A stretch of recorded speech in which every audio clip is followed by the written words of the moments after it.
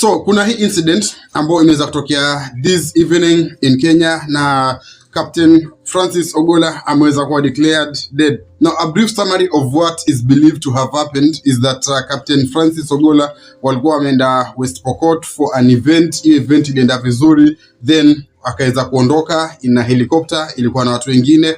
Then after a few minutes baada ya hiyo helicopter kuweza kuondoka, the helicopter iliweza kupata flames ikiwa kwa hewa, then ikaweza kucrash. Now that is according to the information ambayo imeweza kupostiwa kwa social media and even kwa baadhi ya TV sites kama Citizen TV na kadhalika. Now if kama uko hapa Kenya na ulikuwa hapa during last elections, utakuwa ulimsikia Captain Ogolla, na it is believed in fact there is a video ilitokaga wakati huo ambayo watu wa Kenya Kwanza wengi walikuwa wanaamini kuwa he was trying to influence elections na vitu kama hizo, na even after elections ilipopita President